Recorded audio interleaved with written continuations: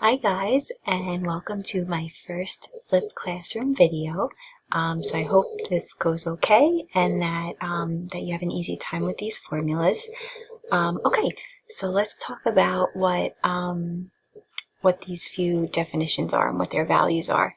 So we know from looking at heating and cooling curves that it takes a certain amount of energy or a certain amount of heat to change the phase of a substance, and it also takes a certain amount of heat to change its temperature. So depending on what the phase change is, there's a different amount of heat required to do that phase change. Okay, so heat of fusion. Fusion is another word for melting, so let's go ahead and write that right here. So heat of fusion is the amount of heat required to melt 1 gram of a sample. So if you had, for example, 1 gram of water, the heat of fusion for water is 334 joules per gram. So if I wanted to melt 1 gram of ice, turn it into water, I would need to put in 334 joules of heat. Calories is another unit to measure energy. So if the question were to ask you about calories instead of joules, the value would be 80 calories per gram. Heat of vaporization is how much heat is required to boil or vaporize 1 gram of a substance at its boiling point. And when we talk about heat of vaporization, for water, the value is 2260 joules per gram. So again, if I have 1 gram of water and I want to turn it into steam, I would need to put in 2260 joules of heat. If the question were to be about calories, it would be 540 calories per gram. Okay, so those are my phase changes. For changing temperature, that is when specific heat is required. So that's the heat required to change the temperature of 1 gram of a substance by 1 degree Celsius. So for water, and the symbol for specific heat is C, it's 4.18 joules per gram times degrees Celsius, okay, which would be 1 calorie per gram times degrees Celsius. So depending on what unit for energy the question is asking about, you'll choose one of those specific heats. So when you're given a heating curve or a cooling curve graph, and the graph has numbers on it, you can be asked to do calculations depending on which section of the graph is being talked about. So where we're not changing phases, which is here, here, and here, those spots are going to have their own formula for calculating how much heat was absorbed.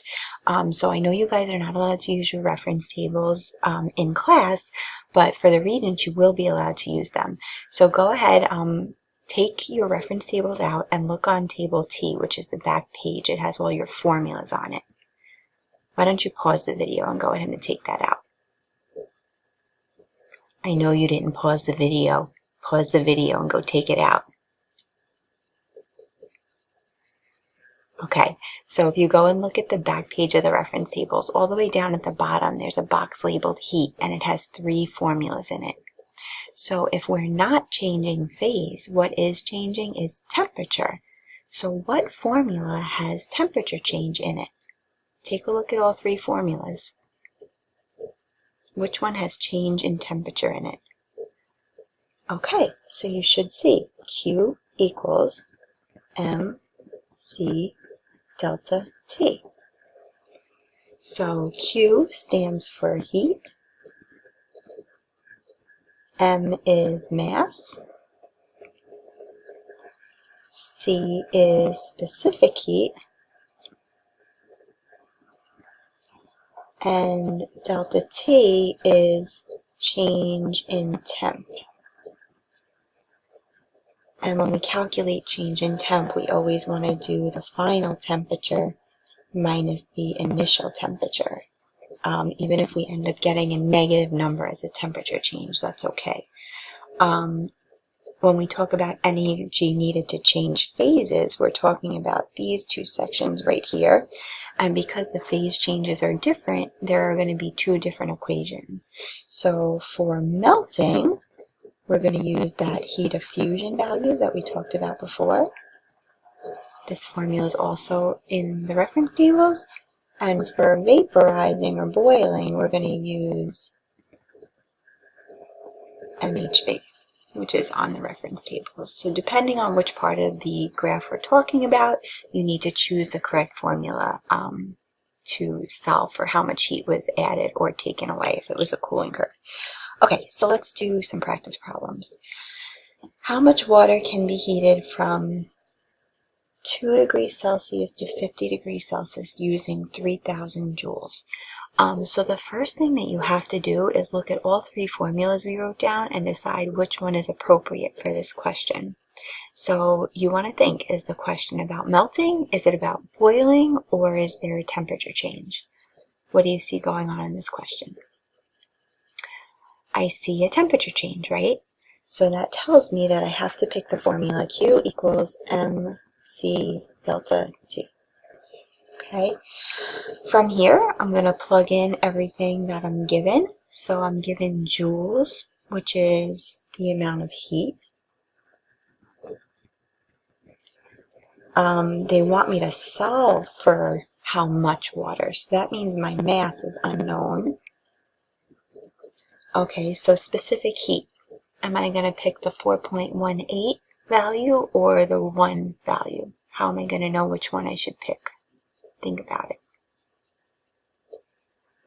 Okay, so hopefully you realized if they're giving you joules in the question, you have to pick the specific heat that has joules in it as well. I'm going to plug in 4.18 for my specific heat, and delta T is final minus initial, so 50 minus 2.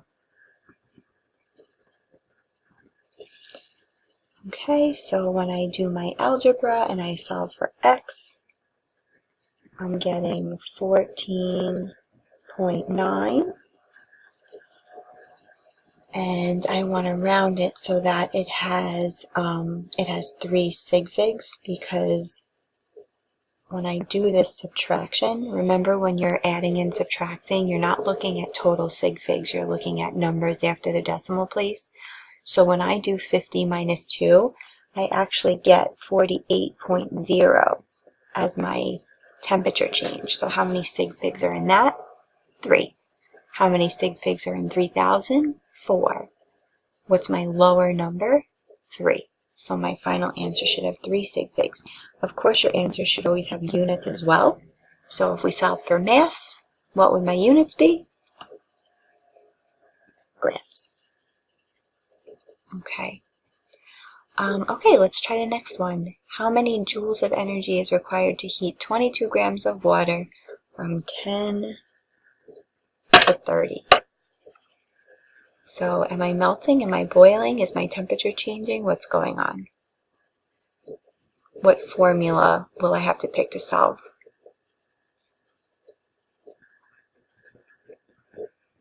So again, I have temperature change. I'm going from 10 to 30, so I have to choose my delta T formula. This time they're asking how many joules, which means I'm solving for Q. They're telling me I have 22 grams. I have to pick my specific heat that has joules in it. Delta T, 30 minus 10 is 20.0. Okay. And when I solve for Q, I get 1839.2. And if I look at my question, all of those numbers have 3 sig figs in them, which means that my answer has to have 3 sig figs in it as well.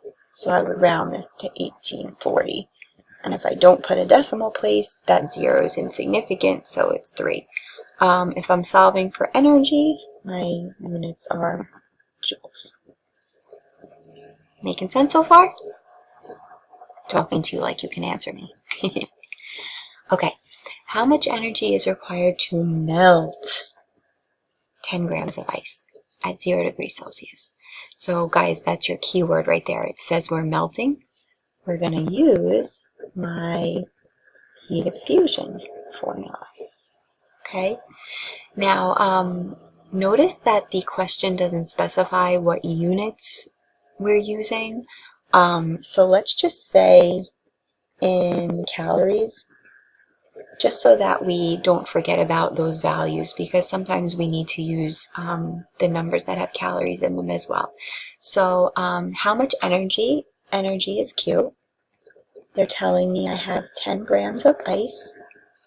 And the heat of fusion, I could either pick the 334 value or I could pick the 80 value. So since this question is about calories, I'm going to pick the 80 calories per gram. Okay, so my grams are going to cancel out and I'm going to be left with calories as my unit and my final answer. Right. Next question, guys, is just as simple, I think. Right away when I read it, I see the word boil. I'm trying to boil 10 grams of water, and I want to know how much heat that's going to require. So if I'm boiling, what formula should I choose? MHV. Okay. Again, they don't specify a unit, so I'm going to say in calories, just so that you guys don't forget that those calorie units are important too. Not every question is joules. For the Regents, you do not need to know about calories, but for this class, you do. Okay, so we have 10 grams, and we're multiplying that by the heat of fusion, which is 540 if we're using the calories. And when I do my math, I get 5,400 calories of heat required.